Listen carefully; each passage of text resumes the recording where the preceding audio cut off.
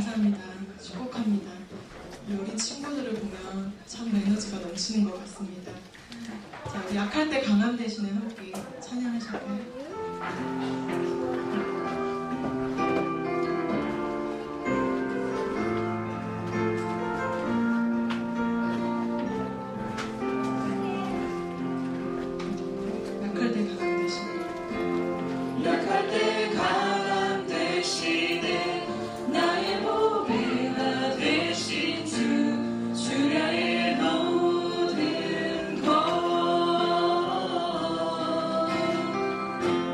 주 안에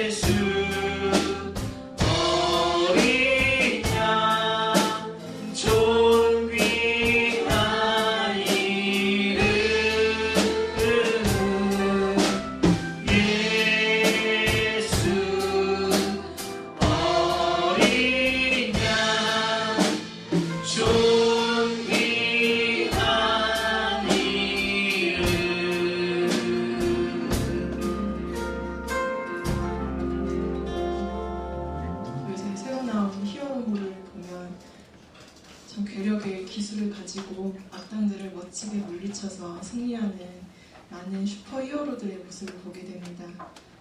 그런데 그 히어로들이 대단한 것은 자신의 기술을 오직 사람들을 살리기 위해서 쓴다는 것입니다. 우리에게 은사를 주시고 재능을 주셨는데 그것은 다른 누군가를 살리기 위해서, 그것을 섬기기 위해서 쓰일 때 가장 빛을 발한다는 사실을 사실 우리 모두가 알고 있습니다. 우리 각자를 너무나 귀하게 만드신 주님, 지금은 어려서 비록 재능이 무엇인지 알지 못할 때가 왔다 하더라도 하나님께서 부르시는 그 소명의 때에 반드시 모든 숨겨진 것을 드러나게 하십니다. 내 영이 주를 찬양합니다.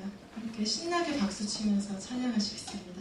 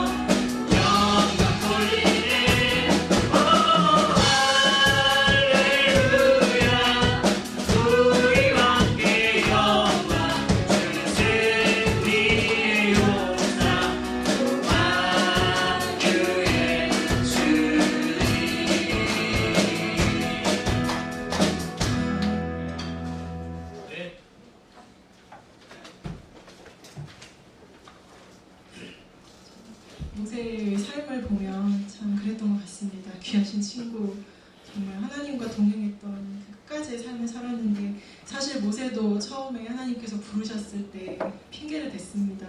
하나님, 저는 입이 뻣뻣하고 둔해서 말을 잘 하지 못합니다. 그런데 하나님께서 말씀하십니다. 누가 사람의 입을 지었느냐. 모세는 그 부름에 순종했고, 하나님, 자신의 받은 재능이 아무리 없고 초라하다 할지라도 하나님께서 부르셨을 때 기꺼이 모든 것을 내려놓고 주님을 따라 나섰습니다. 그리고 우리는 그것을 믿음이라고 부릅니다. 주님을 죽기까지 신뢰하는 것, 내가 아무것도 없어도. 신약에서 구약까지의 삶을 보면 참으로 그러합니다.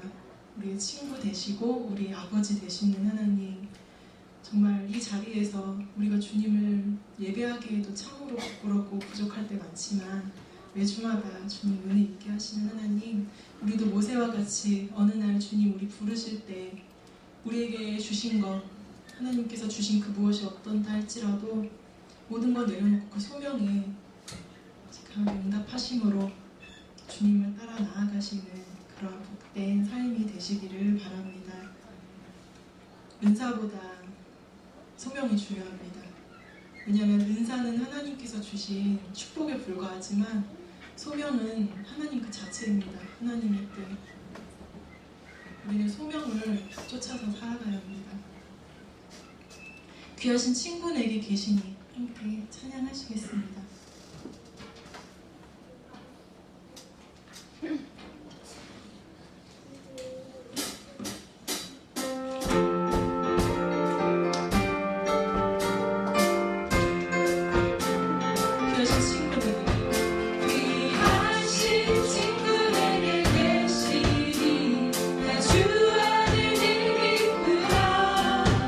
그 피가 늦을 씻으셨으니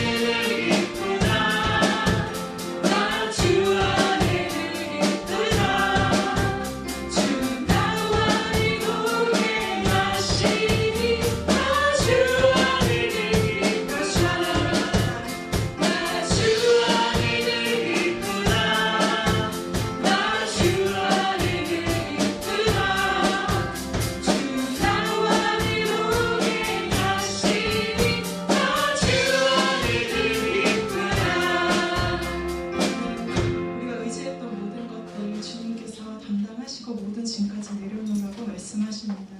내 모든 시험 무거운 짐을 함께 찬양하시겠습니다.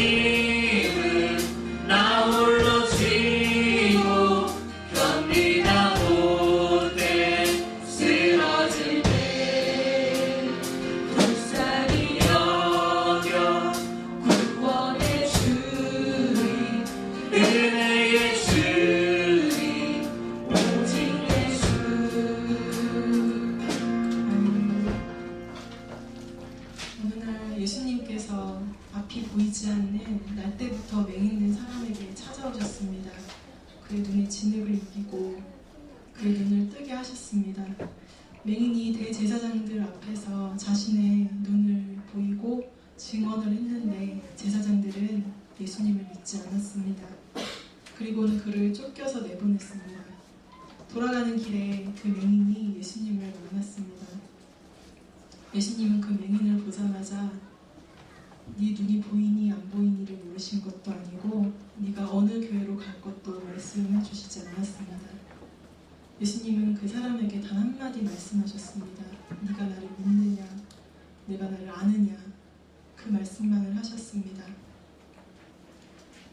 우리도 맹인 것 같습니다. 인생에 참으로 많은 문제들 응답받길 바라고 그렇게 하나님 이 문제 해결해 주세요 하지만 하나님께서는 사실 그 문제에 해결되고 안 되고를 중요하게 여기시지 않는 것 같습니다. 왜냐하면 그 문제는 하나님께서 정말 알 수 없는 놀라운 섭리로 이미 다 이루셨기 때문입니다. 그런데 우리는 자꾸 그 문제가 크게 보입니다. 사람이 두렵고 문제가 너무나 큽니다. 하나님께서는 우리에게 단지 그것을 원하십니다. 네가 나를 알기를 원한다. 내가 나를 믿기를 원한다. 나는 너와 깊은 교제와 만남을 원하고 내가 나의 얼굴을 구하기 원한다. 문제는 하나님보다 결코 클 수가 없습니다. 하나님은 세상을 만드셨기 때문에 우리는 우선순위를 바꿔야 합니다. 하나님한테 이 시간 기도 응답받기 바라지 마시고 살아계신 하나님, 주님 얼굴 보여주세요. 주님, 내가 주님이 누구신지 알기를 원합니다. 주님과의 깊은 교제와 만남을 이 시간부터 시작하십시오. 예수 예수, 우리 함께 찬양하시면서 9월 첫째 주 예배의 문을 열겠습니다.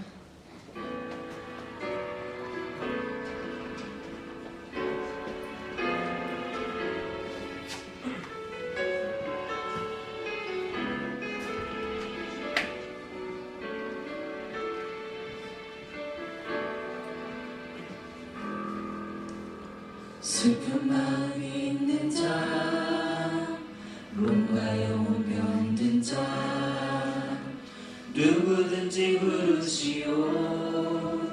예수 이름 부르시오. 그 이름을 믿는 자, 그 이름을 부르는 자, 그가 어떤 사람이든 그는 구원하리. 슬픈 마음 있는 자,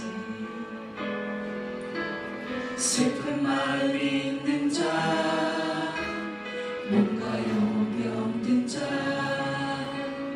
누구든지 부르시오. 예수 이름 부르시오. 그 이름을 믿는 자,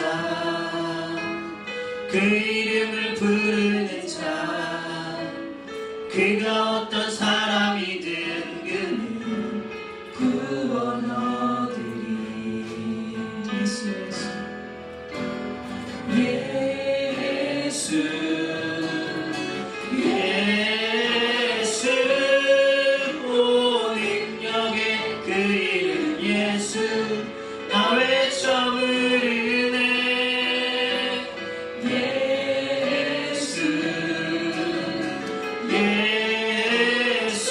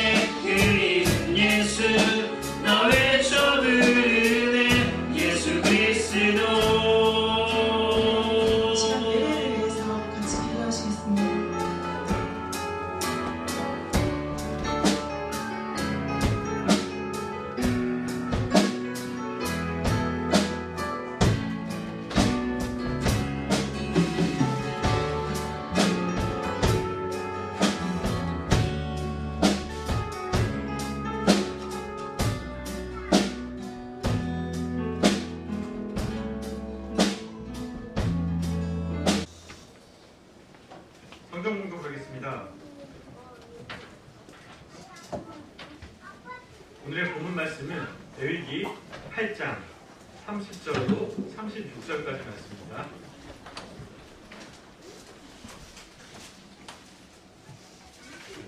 레위기 8장 30절에서 36절까지 말씀입니다.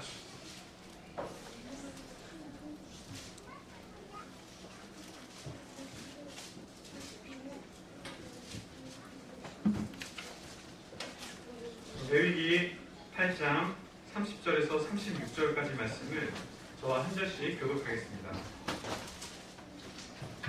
모세가 관유와 제단 위에 피를 가져다가 아론과 그의 옷과 그의 아들들과 그의 아들들의 옷에 뿌려서 아론과 그의 옷과 그의 아들들과 그의 아들들의 옷을 거룩하게 하고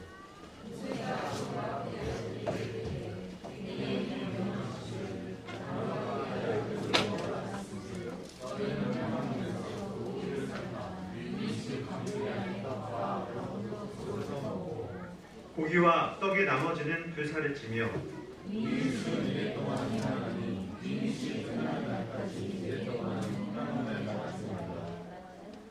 오늘 행한 것은 여호와께서 너희를 위하여 속죄하게 하시려고 명령한 것이니 너희는 실수를 행하면서 여호와께서 지키라고 하신 것을 지키라.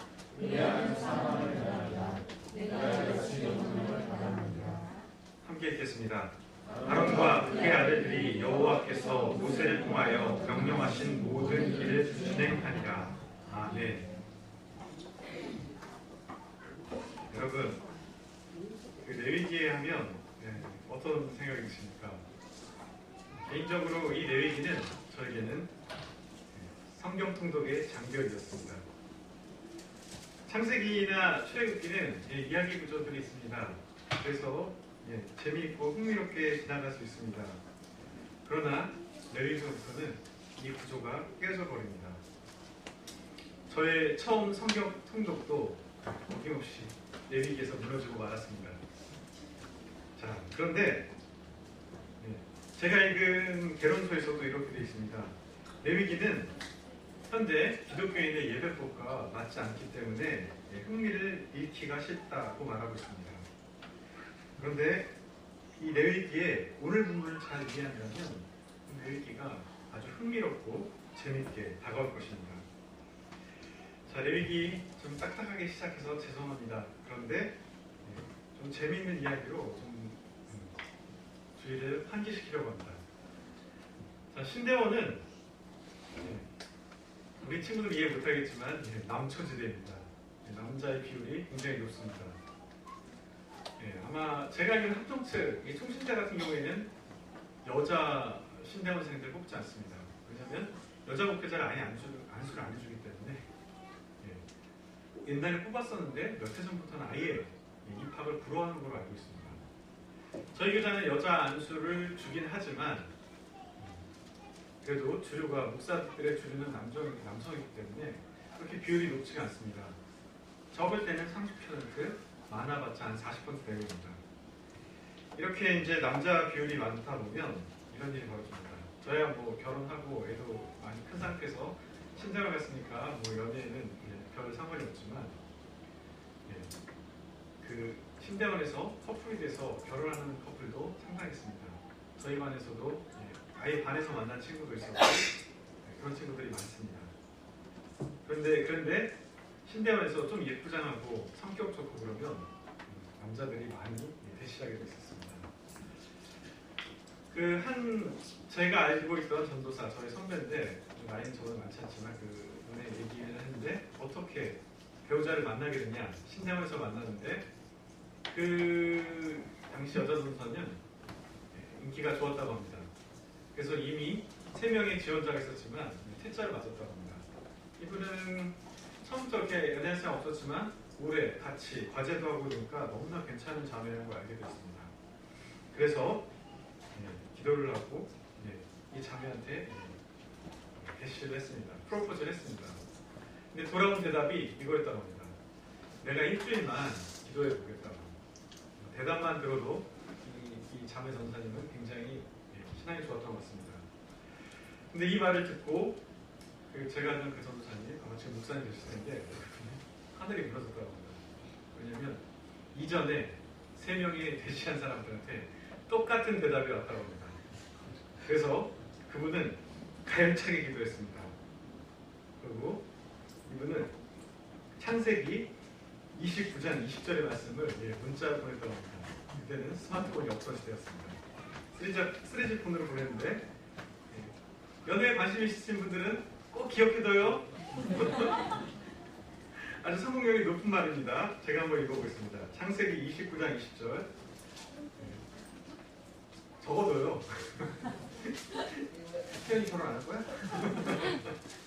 자, 이렇게 말하고 있습니다. 야곱이 라헬을 위하여 7년 동안 라반을 섬겼으나 그를 사랑하는 까닭에 7년을 며칠같이 여겼더라. 제가 잘못 읽네. 7년을 섬겨야 됐습니다. 그래서 그렇지만 너무나 야곱은 라헬을 사랑했기 때문에 그 7년 동안 섬기는 게 불과 며칠이 지나지 않았다고 그렇게 보냈습니다. 이 문자 메시지가 도움이 된지 모르지만 둘은 커플이 되고 제가 알았을 때는 이미 결혼한 상태였습니다. 자, 그런데 이 라반과 라헬의 결혼은 그렇게 아름답지만 않습니다. 야곱과 라헬의 결혼은 그렇게 아름답지만 않습니다. 그 라반이 이 라헬을 그냥 줘도 되는데 마치 노예를 팔듯이 7년을 섬기게 하고 그렇게 팔아버린 것입니다. 그것도 모자라서 레아, 자매를, 언니를 속여서 시집을 보냈습니다. 자, 결혼식 할 때는 우리만큼보다 더 분장을 많이 하는 것 같습니다. 근동의 결혼식에는 이 베일을 하고 결혼식 신부는 옆에 있는 거고 찰떡같이 나이라고 믿었는데 신방에 들어갔더니 레아였다고 합니다. 야곱이 얼마나 당황하고 황망했습니까? 그때 자기 장인, 삼촌이자 장인인 라반에게 따져 묻습니다. 아니 이렇게 하면 어떡하십니까? 그때 라반은 말합니다. 우리 고장 풍습에는 동생이 언니에 앞서서 결혼하는 건 없다. 그래서 레아를 그래서 먼저 시집가야 된다. 너 때문이야. 그러면서 대신 7일을 채워 그럼 라헬을 줄게. 7년 더 봉사하렴. 이렇게 말합니다. 근데 여기에 이 7일이라는 것을 의미할 필요가 있습니다. 근동에서는 지금도 그러는 것 같은데 여자와 남자가 결혼하면 그 텐트, 이 장막 속에서 7일 동안 감금해 둡니다. 7일 동안 남자의 의무는 딱 하나 있습니다. 여자를 7일 동안 행복하게 해주는 것입니다. 이 장막에 가려진 것입니다. 오늘 제사장이 위임식 며칠이라고 말하고 있습니까? 제사장은 7일 동안 그 장막에 들어서 나올 수가 없습니다. 자, 이때 누가 신랑이고 누가 신부가 될까요? 바로 하나님이 그들의 신랑이 되시고 제사장은 신부가 되는 것입니다. 이 위임식 동안 하나님이 그들을 충분히 사랑해주고 그들을 파트너로, 배우자로 인정해주겠다는 것입니다. 여러분, 성경에서는 아주 극적인 연애 스토리를 담는 성경이 있습니다. 그건 아가입니다. 아가는 술람미 여인을 이 왕인 솔로몬이 찾고 사랑하는 그런 이야기가 됩니다. 왕과 시골, 촌, 처녀, 얼마나 그 신분의 차이가 큽니까? 이건 아무것도 아닙니다. 하나님께서 이 이스라엘 백성의 제사장을 자기의 신부로 맞아들인다는 것입니다. 이 제사장 위임의 7일은 그런 의미를 가지고 있습니다. 여러분, 그리고 우리 또한 제사장입니다. 계시록에서는 이렇게 말하고 있습니다. 우리가 어린 양 그리스도의 신부라는 것입니다. 우리는 이렇게 놀라운 사랑을 갖고 있는 것이고 이것은 이 제사장의 위임으로 상징되어지고 있습니다. 자, 이제 위임식을 결혼식이라는 개념으로 하면 1장에서 7장까지 있는 재미없는 제사법이 어떻게 보면 연애의 방법이 될 수도 있습니다. 아까 찬양팀 했을 때 우리 진아 선생님께서 약간 연주를 했죠. 그 요즘은 7080이 아니라 8090이라는 말이 생겼다고 합니다. 그거는 70년대생 남자들을 위해서 한 세대입니다. 그 무슨 노래였죠 처음에? 어쨌든 그래서 추억이 돋아서 막 그랬었는데 저는 이제 대학교 때 첫 MT 가는 노래에서 MT장에서 제가 아주 재미있는 노래를 아주 열심히 준비해서 불렀습니다. 아마 아시는 분들이 별로 없을 것 같은데 동물원의 비결이라는 노래입니다.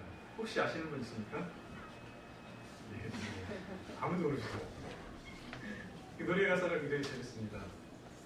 이제 다시는 여자 앞에서 떨리지 않게 되는 비결, 그들이 뭐 날씬하거나 미인이거나 누구이거나 단 한순간에 저한테 무릎을 꿇고 만든다는 비결입니다. 노래 가사가 그렇습니다. 근데 노래 가사가 재밌어서 사람들이 쫑긋하는 줄 알았는데 나중에 그 노래를 부르고 나서 그 친구들한테 저한테 막 화를 내더라고요. 그래서 그 비결이 뭔데? 참고로 저는 신대원보다 더 남초지대인 공대를 다녔습니다. 그 노래에서는 비결이 안 나오고 그냥 그 비결을 알고 싶다는 내용이었습니다. 그런데 제가 레위기를 좀 더 일찍 깨달았으면 그 비결을 알았을 것 같습니다.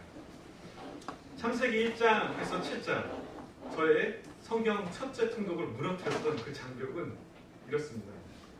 자, 5대 제사입니다. 번제, 소제, 화목제, 소제, 속건제입니다. 이게 연애랑 상관 있어 보입니까? 번제는 그냥 태워드린 제사, 소제는 곡물로 드린 제사, 화목제는 화목하자고 곡물 또는 고기로 드린 제사. 속제, 속건제는 속제제는 잘못했을 때, 속건제는 배상을 해야 될 때 드리는 제사입니다. 그런데 우리 친구들은 알고 있습니다. 현재 어떤 의미인지 알지? 얘기해볼까? 예, 우리 애들은 압니다. 자, 왜 알겠습니까? 자, 계속 살겠습니다. 자, 번제라는 것은 그냥 태워다는 의미가 있고 그 다음에 하나님한테 나아간다는 의미입니다. 그래서 모든 사람들이 하나님에 나아가기 위해서 제사장도 하나님에게 나아가기 위해서 번제를 드렸습니다. 그 다음에 소제입니다. 소제는 곡물로 드립니다. 왜냐하면 하루라도 밥을 안 먹고 살 수 없습니다. 이 사람들은 빵을 안 먹고 살 수 없었겠죠? 그렇습니다. 내일 음식을 먹듯이 하나님과 동행하겠다는 의미로 소제를 드렸다 됩니다. 화목제. 화목제는 친해지기 위해서 혹은 감사한 일이 있을 때 드리는 것입니다. 그리고 속제제, 속건제는 잘못했을 때 혹은 어떤 사람한테 배상을 할 때 하나님한테도 내가 잘못된 인정하는 속건제를 드리고 배상을 합니다. 이것이 바로 5대 제사의 방법인데 이 8장을 하나님과의 결혼식으로 얘기한다면 이것은 연애로 봐도 다를 바가 없습니다. 연애하기 위해서 어떻게 됩니까? 현아, 연애 어떻게 하냐? 번제를 드리듯이 그에게 나가야 되고 그들한테 자기가 사랑하는 사람들에게 온전히 마음이 향해야 되는 것입니다. 번제는 그런 의미를 가지고 있습니다. 그리고 사랑하는 사람과 동행하겠다는 결심이 있어야 됩니다. 당연히 사랑하면 늘 같이 있고 싶지 않습니까? 이게 바로 소제의 참 의미입니다. 자, 그리고 사랑하는 사람과 화목해지고 감사해요. 고마워하고 이것이 사랑의 방법입니다. 그리고 살다가 의도치 않게 혹은 의도했든지 잘못하거나 잘못하겠을 때 배상을 하고 보상을 하고 다시는 그 죄를 짓지 않겠다고 다짐을 해야 됩니다. 이 5대 제사는 그냥 과거에 있었던 그냥 의식이 아니라 하나님과 인격적으로 사랑하는 관계라는 것입니다. 하나님께서는 이 사랑을 가르쳐 주시고 우리와 함께 나누고 싶어 한다는 것입니다. 이제 레위기가 읽고 싶어지지 않습니까?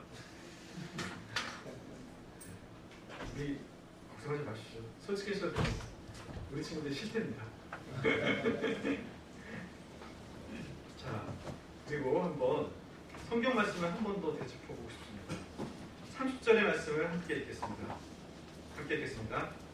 모세가 관유와 제단 위에 피를 가져다가 아론과 그의 옷과 그의 아들들과 그의 아들들의 옷에 뿌려서 아론과 그의 옷과 그의 아들들과 그의 아들들의 옷을 거룩하게 하고, 위임식을 거행할 때 이 제사장들에게 기름을 뿌려줍니다.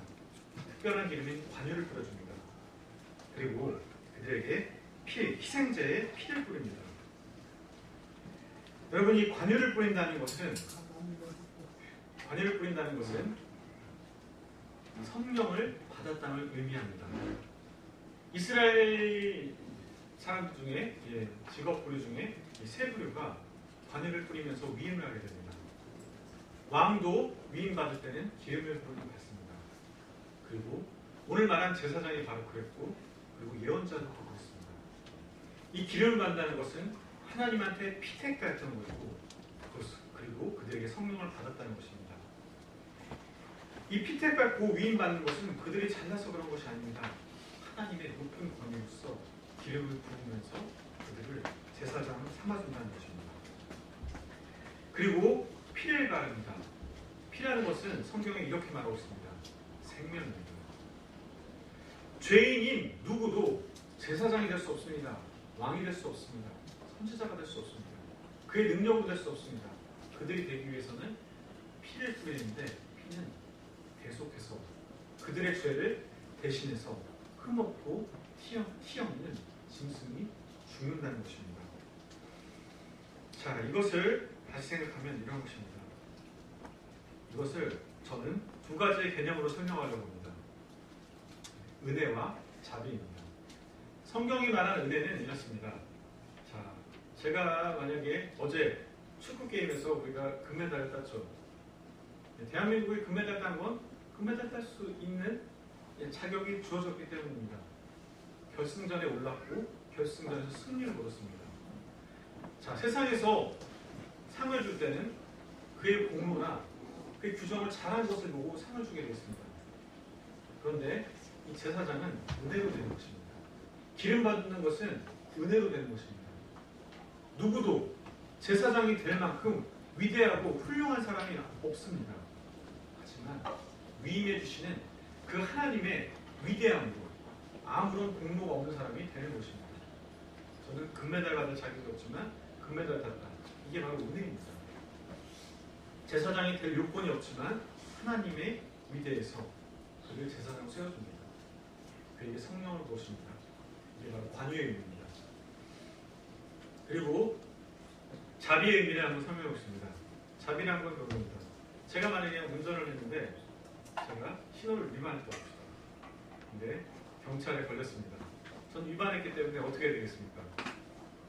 당연히 벌금을 부과받고 그래야 되겠습니다. 깍지를 받아야 됩니다.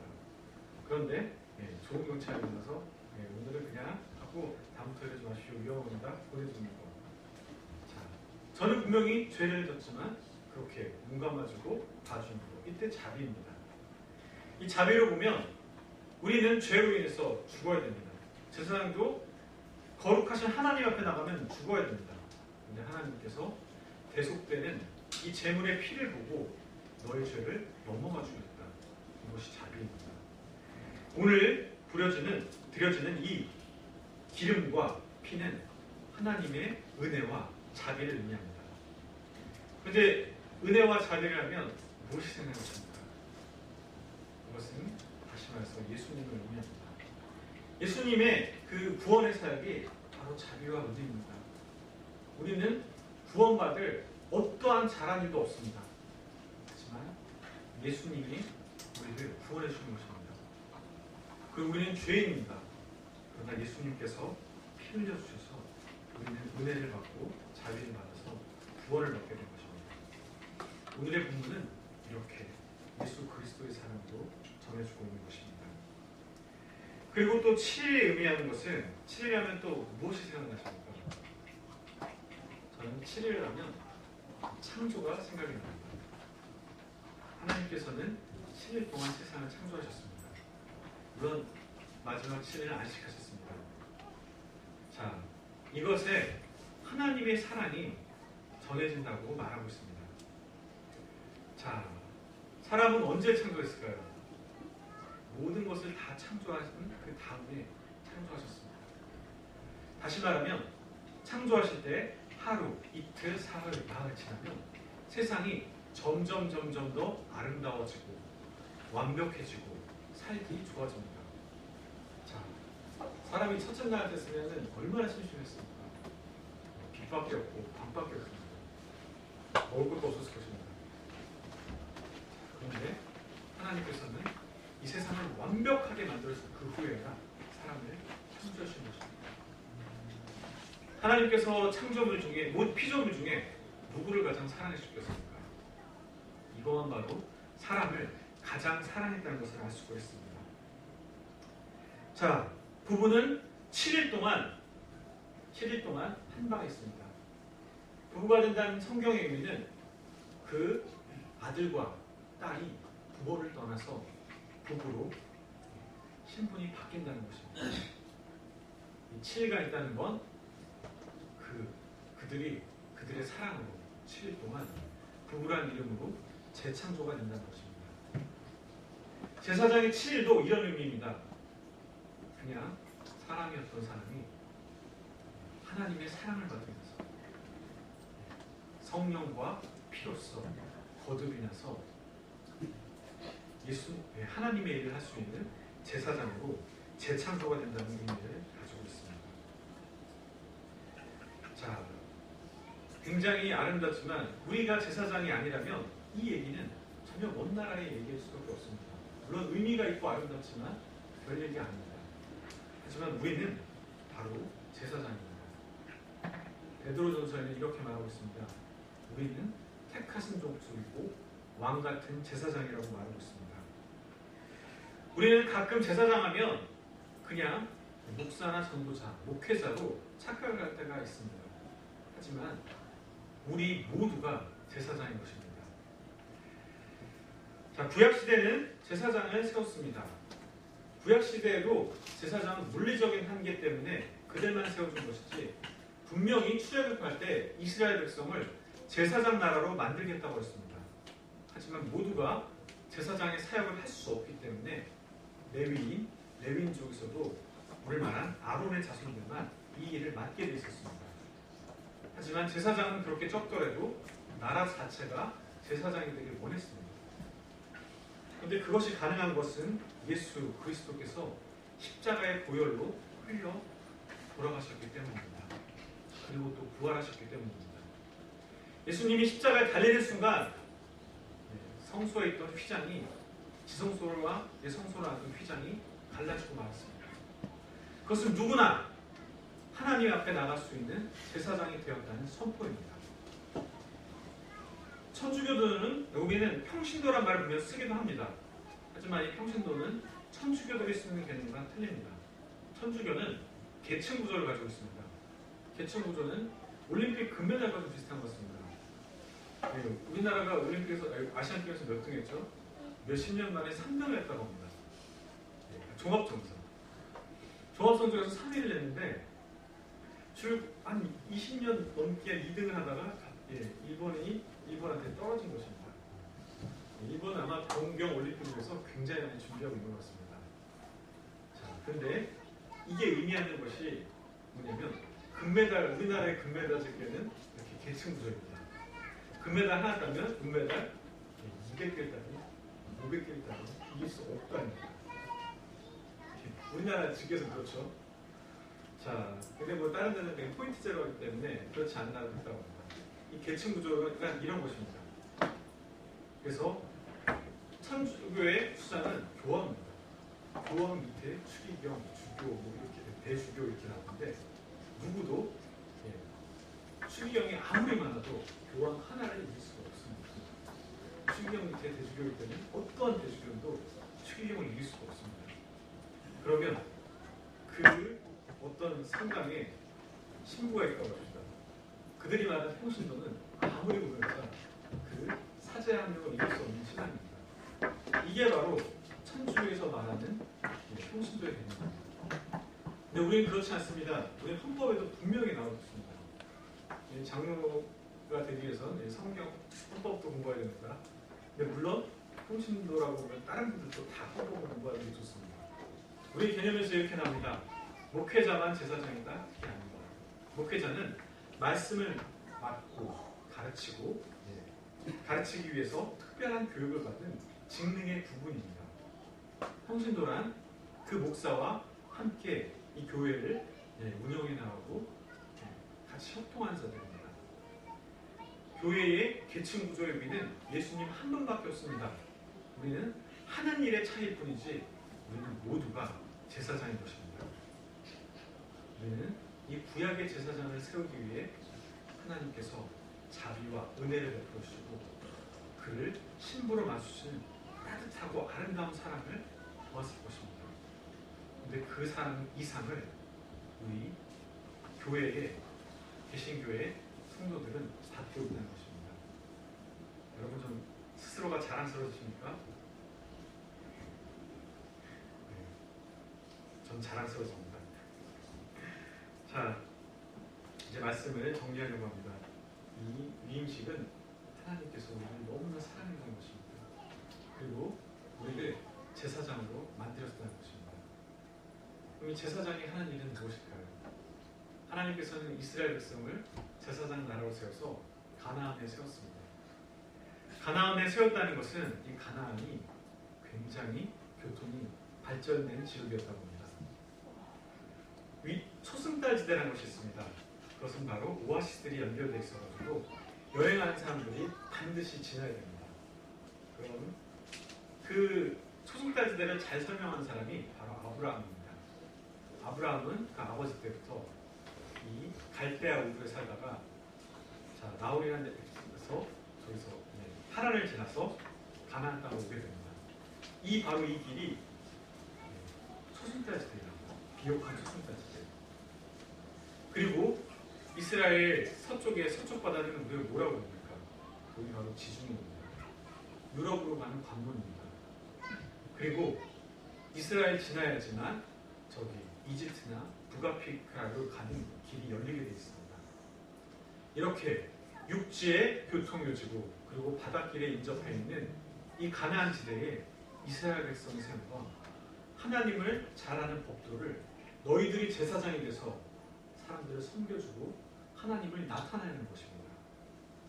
이것이 바로 이스라엘 백성을 제사장 나라로 세우고 오히려 더 발전된 나라는 이집트가 아니라 이 조그마지만 교통의 요지인 이스라엘 가나안 땅으로 보내는 것입니다.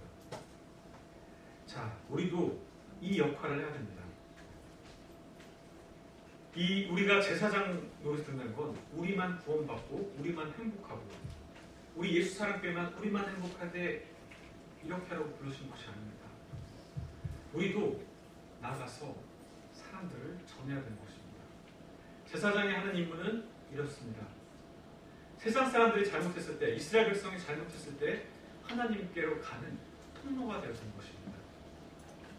이제 예수님이 오셨기 때문에 우리 성도는 아직도 구원받은 것을 모르고 살아가는 주위에 많은 사람이 있습니다. 여러분의 가족이 될 수도 있고 회사 동료일 수도 있고 친구일 수도 있고 많은 사람들이 있습니다. 그들에게 우리가 제사장이 되는 것입니다. 이 제사장의 임무를 하기 위해서는 우리가 어떻게 됩니까? 우리가 하나님한테 진정으로 사랑받는 자라는 것을 우리가 깊이 깨닫고 알아야 되는 것입니다. 우리는 신혼여행 때 배우자의 사랑보다 연애할 때 첫사랑의 그런 사랑보다 훨씬 더 강력한 예수님의 사랑을 받고 있습니다. 그 사랑에 민감해질 때 우리가 의무로 제사장이 일하는 것이 아니라 우리가 자원해서 그 예수님의 사랑을 깨달아서 예수님을 전하는 제사장이 될 것입니다. 이 일에 자원하시는 여러분들이 되시기를 간절히 소망합니다. 기도하겠습니다. 하나님 아버지, 제사장들은 7일 동안 주님과 신앙여행을 했습니다. 그 마치 중동의 신랑과 신부가 7일 동안 온전히 서로만을 사랑하는 날 같이 이 제사장이 하나님의 일을 하기 위해서는 그런 사랑, 그 이상의 사랑을 받습니다. 우리 또한 그런 사랑을 받은 자입니다. 이것은 거저된 것이 아닙니다. 예수님께서 보잘것없는 우리를 성령으로 신분을 올려주시고 그리고 희생이 스스로 희생 제물이 되어서 우리를 제사장으로 거듭 창조해 주셨습니다. 이 사랑을 우리가 깨닫고 주님의 제사장이 되기 바랍니다. 세상에 나가서 하나님이 살아계시고 예수님이 구세주라는 것을 우리가 전할 수 있는 예수 사랑교회가 될 수 있도록 하여 주시옵소서. 우리가 의무감을 하는 것이 아니라 하나님의 받은 사랑에 감동받아서 우리가 이 일을 소명으로 여기고 하나님의 일을 우리가 되게 하여 주시옵소서. 이 모든 말씀 주 예수 그리스도의 이름으로 기도드립니다.